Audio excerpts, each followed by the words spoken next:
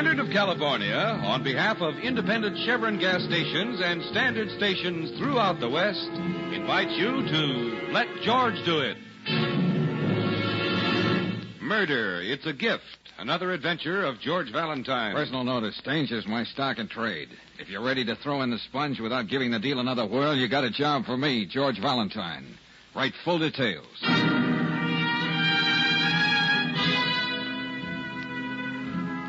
My dear Mr. Valentine, no doubt you'll consider this transaction stale, flat, and unprofitable. I wish to bestow a beautiful and precious gift upon a member of my family, the worthiest one, the rare Wittenberg Bible. I want to see it bring to someone else the happiness it brought to me. You can help me. The address is 715 Warren Road. Kindly call Sunday morning when I can be sure all my little family will be at home. Signed, Wesley Hart. Mm-hmm. Brooksy, when was the last time you did something ennobling and spiritual with your Sunday morning? You mean beside getting up before noon? Yeah, exactly what I mean. Now, here's a chance for both of us to make atonement come this Sabbath. So let's get up early and see that the right person does get Mr. Hart's rare and precious gift. Oh, but George, a father should know his own family. Which one is, to quote, the worthiest. Oh, you'd be surprised how often Papa knows very little about his own brood. Oh, maybe you're right. Hmm? The night of my first dance, my father did believe I was going out to get the milk instead of trying to tiptoe in with it. Oh, Angel, you've had a lurid past. But seriously, we have a date for Sunday morning.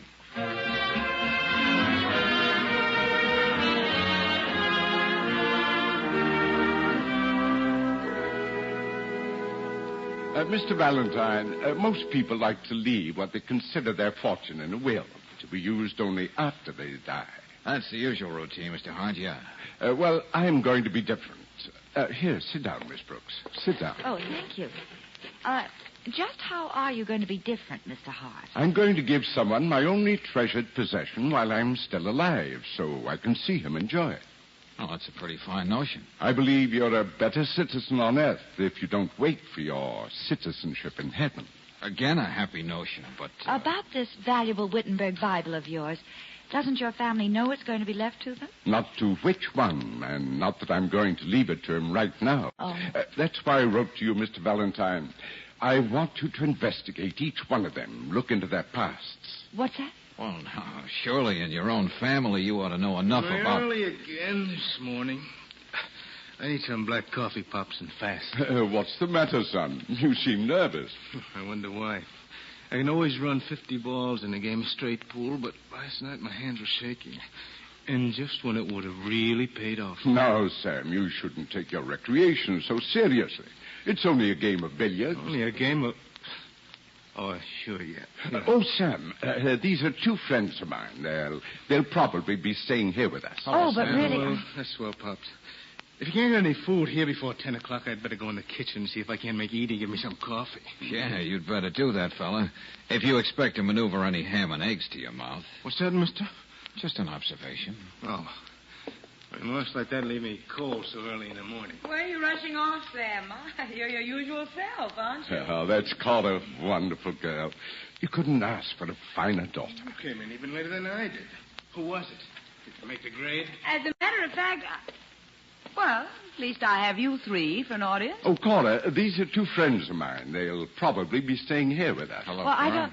How delightful. Isn't anybody interested in the fast-talking gentlemen who try to convince me that under my strict and starchy nurse's uniform there beats a feminine heart? Oh, I'd love to hear all about it. As long as it's in the family. Cora's a nurse, you know.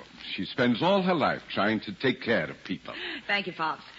Anyway, this Casanova I was out with last night was the subtle type. He didn't just talk about fur coats and bracelets and stuff like that. He actually had them with him.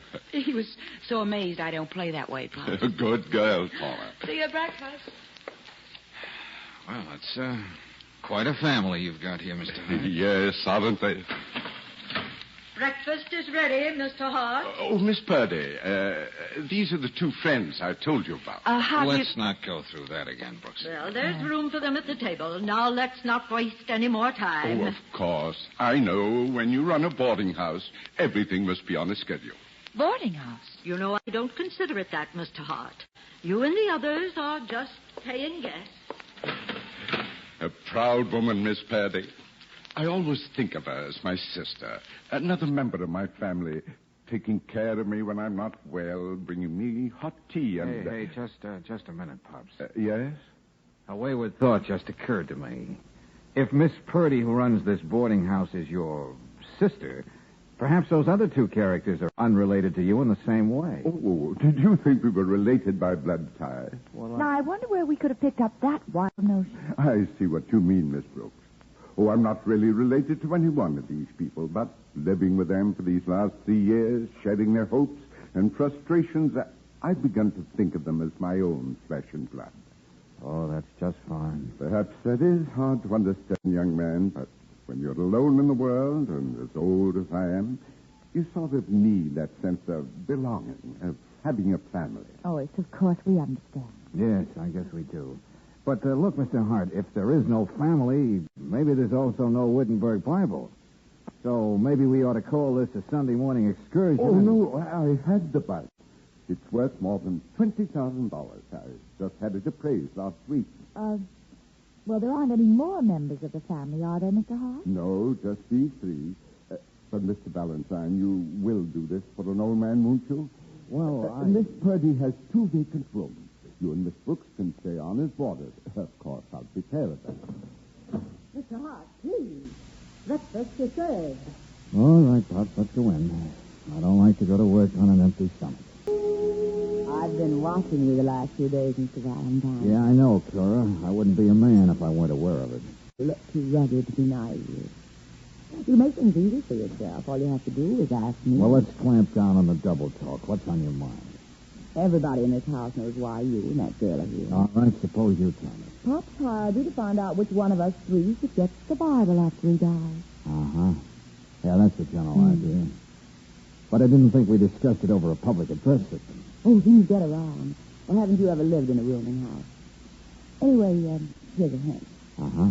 The name, Antoinette Purdy, our esteemed landlady. The date, January the 3rd, 1929. Look it up in the papers. What you'll find may not make you healthier or wealthier. Yeah, I know. But it will make me wiser. Okay, I'll take you up on that, Cora. Miss Brooks, Yes, son? here's something you can pass along to Valentine. Cora Steele, nurse, isn't all she starts up to be. She's also quite a gal, and she knows it. All right, so Cora always ends up one step ahead of the wolves. What about it? Nothing. But why don't you work on that angle? It may pay off.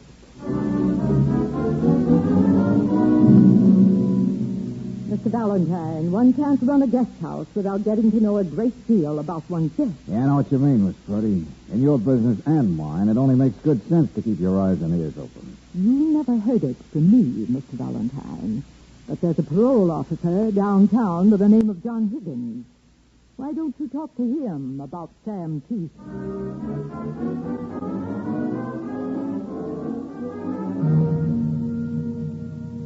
Yeah, surprising, isn't it, Angel, how much information you can get when people are so happy to supply it about someone else? Yeah, and such choice information. Miss Purdy is really Mrs. Herdine, whose husband died on January 3rd, 1929.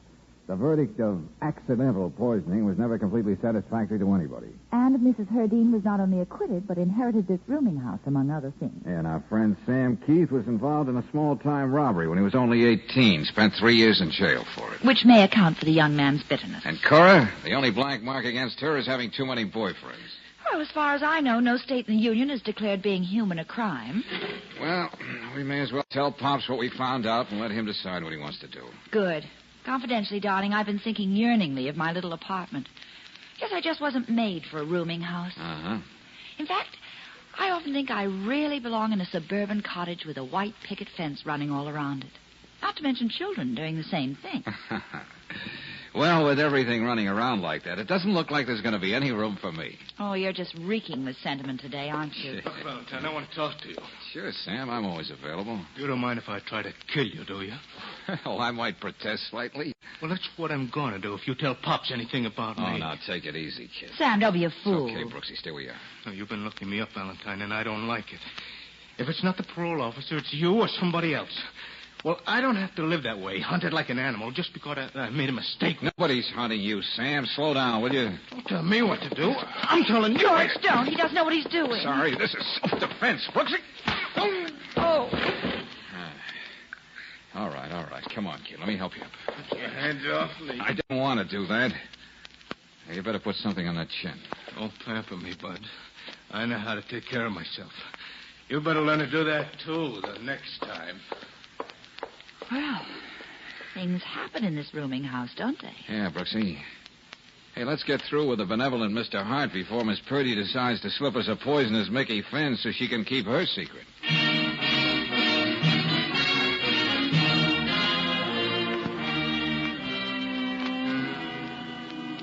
It seems I did know a lot of things about my little family. Well, Mr. Hart, when you start digging, you can find the darndest things about the smallest family. And the facts we gave you this afternoon are those you hired us to find out. So, we just came up to your room to say goodbye. One more favor, young man. What's that?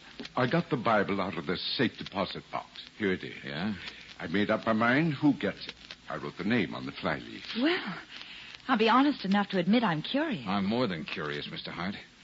Well, what do you want me to do? Stay here just a little while longer. Till tonight. You see, each one of them, Miss Purdy, call her Sam, knows that you looked them up and told me all about them. Well?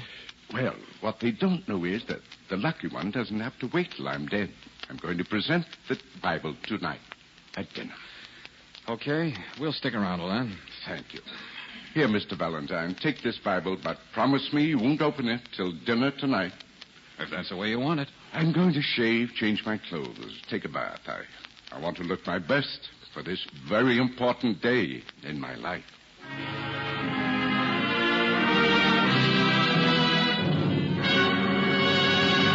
Valentine, get up here quick. Something's happened to Mr. Hart. What are you talking about, Sam? Come up here and see for yourself.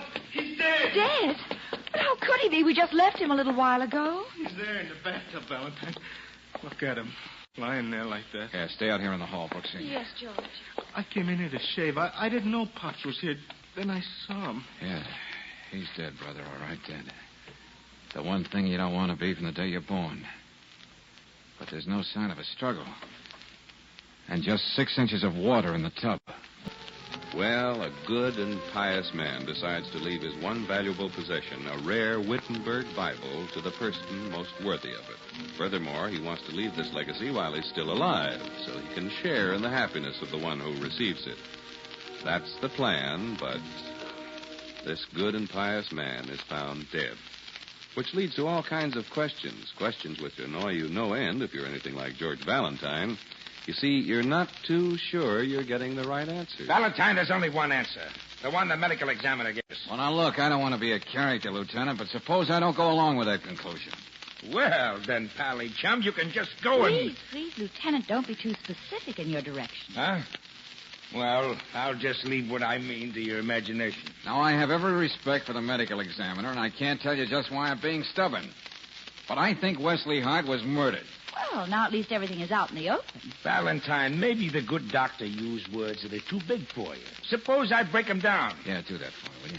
Wesley Hart was a hale and hearty old fellow, as sound as a russet apple. Remember, I met the gentleman first, Lieutenant. No one could drown a man like that in a half a tub of water without him putting one heck of a scrap.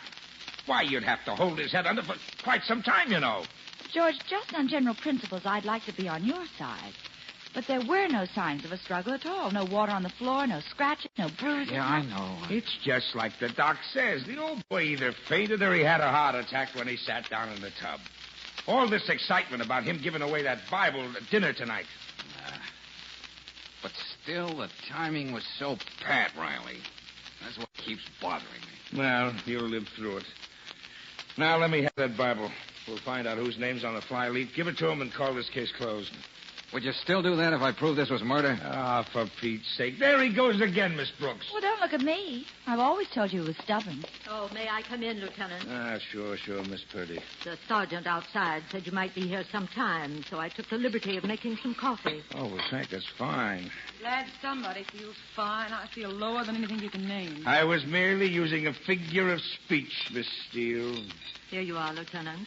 Maybe I wouldn't Thank you feel very so much. rotten about Pops if I weren't a nurse. Well, there's nothing you could have done about it, Cora. Well, I was home in my room. Pops had only cried out, made any kind of noise. I'd have been there to help him. But he drowned so quickly, I don't understand it. Mr. Hart was a truly good man, Lieutenant. He trusted everybody. I could never teach him to keep the door to his room closed. Okay, Miss Purdy, we're all sorry about the old gentleman. Oh, wait a minute. What's the matter with us, Lieutenant? We must be slowing down. What are you talking about? Yes, George, what is it? It just hit me like a sneak punch with brass knuckles. I'd like to try an experiment, Lieutenant. What kind of an experiment? Well, now, ordinarily, I'm not an exhibitionist. But if I could get into a pair of swimming trunks and into a tub half full of water, I think I may be able to prove a very important point.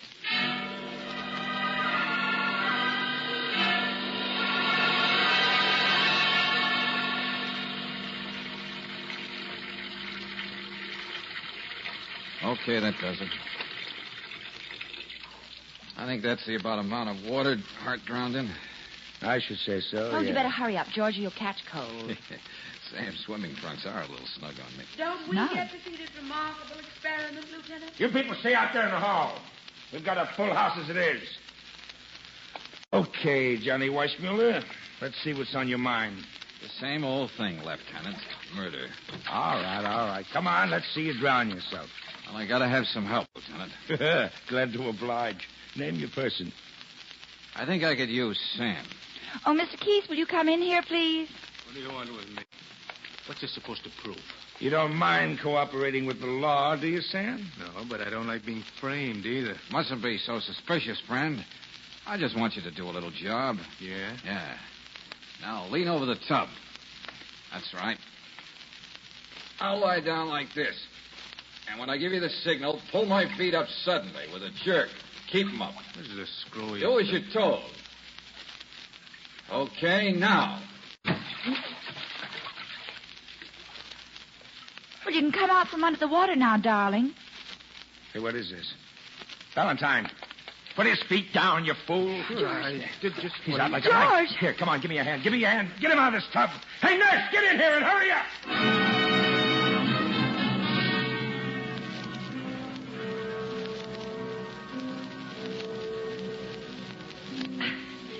He ought to be coming out of it in a minute. Maybe we still ought to call the emergency squad, Lieutenant. Oh, he'll be okay now. Oh, I hope so. What happened? He certainly couldn't have drowned in a few seconds like that. He was out to set a new world's record. Got him breathing regularly now. George?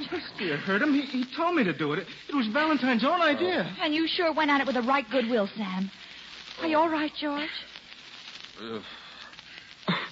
Isn't this the spot where I'm supposed to say, where am I? Here, fella. Get up. Come on, I'll give you a hand. Oh, That's it. oh. That worked a little too well, didn't it? Is that what happened to Mr. Hart, George? Yeah, but with him it really worked right, Booksy. Then that poor old man was murdered. And After all.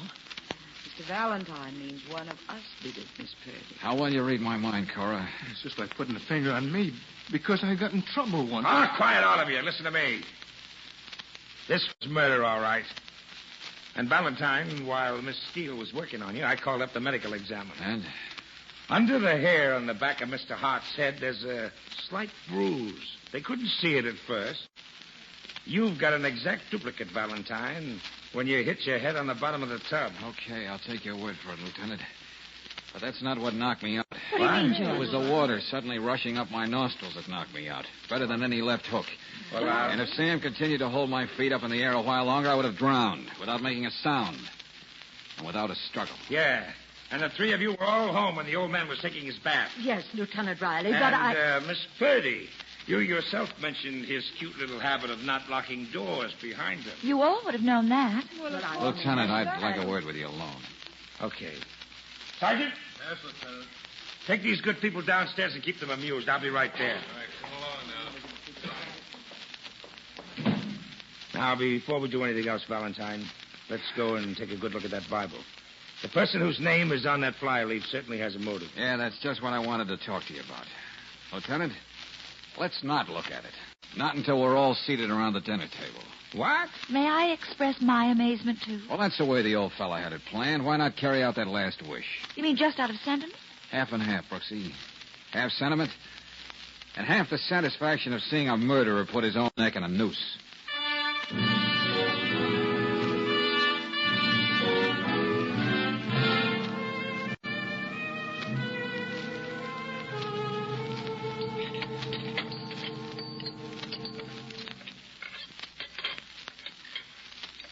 I can't say I'm enjoying this meal. Why, I think it's delicious, Cora. Compliments to the cook, Miss Purdy. Hardly the time for light conversation, Miss Brooks. Sorry. Look, Lieutenant. Yes, Sam? You having trouble digesting your food, too? If you think you've got anything on me, do something about it. I've got a date. I want to leave. I think the pool room will still be there. Sit down. All right, folks, we can get to the point now. Thank you, but not too much. All of you know that Mr. Hart had decided to leave this Bible to one of you. A decision he reached mostly on the basis of my investigations. Don't you mean you're snooping, Mr. Valentine? When you get paid for it, Miss Purdy, it becomes investigation. Your moral support is highly appreciated. Anyway, this afternoon, Mr. Hart removed this Bible from the safe deposit box and placed it in his bureau drawer. While he was taking his bath, you all had a chance to go in there and see whose name is on the flyleaf. Yeah, once again, the little matter of leaving doors open. Well, right now, the lieutenant and I are going to take a look at it. You see, ironically enough, the lucky beneficiary is going to be saddled with a fat, juicy motive. He's going to get one hefty shove toward the gas chamber. An assist from beyond the grave, you might call it. Well put, Lieutenant. Now, suppose we have a look-see. Say, wait a minute. Yes, Cora? Just because Potts decided to leave it to me, or to any one of us, it doesn't mean we'd kill him for it. What right do you have to assume that? Hey, Lieutenant, you can read the inscription. Okay. After careful thought, I give this Wittenberg Bible to the person for whom it can do the most good. I give it with all my love to Sam. That's not true. He'd never leave it to me. He knew all about me being in jail that time. You told him, Valentine. You found out all about me. Well, don't all of you look at me that way. I like the old guy, and I kind of think he liked me. Save it, Sam, save it. We'll have a lot of time to talk about that. If you're making the trip downtown, Lieutenant, why not take along the right person? Right, What do you mean? person. I mean you, Cora. Me? Just what do you have against me, Mr. Valentine? Nobody could have seen that Bible today after I came home with Pops. I never left it out of my sight. Well, what of it? But Cora was so sure it was left to her, she began to protest. A little too quickly and much too much. That's right. We didn't hear Miss Purdy or Sam say a word. You gave us the motive after all, Cora. Oh, really? You naturally thought the only one to whom Mr. Hart, in all his saintliness, would leave his precious Bible would be you. Miss Purdy and Sam had blemishes on their past. Well, you're just guessing. You can't... As a nurse who's given plenty of baths to her patients, you'd know how a little deal like this would work. Just because I'm a nurse, that Miss doesn't Purdy mean... isn't strong or young enough to kill in just that way. Well, what about Sam? It was his name in that Bible. That's why I chose him for that little experiment. He wouldn't have done it so efficiently if it meant tipping his mitt. Well, you seem at a loss for words, Miss Steele. But that makes sense. Yes, Cora. It could only have been you.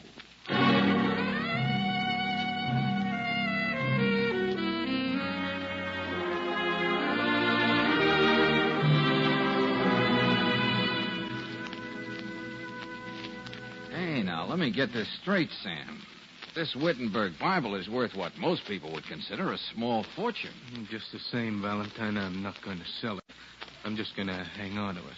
Well, the money might be the thing to put you back on your feet, Sam. It's worth more than that, Miss Brooks, knowing that a man like Pops had faith in me. I thought people stopped passing that stuff out. That's what was keeping me behind the 8-ball. Well, I suppose now you'll be thinking of getting married. Maybe. But first I guess I'll have to, well, make good. Mm-hmm. Well, it doesn't always work, Sam. I've been trying to make good with George for a long time. And just look. What? Never mind, Sam. That's a private joke.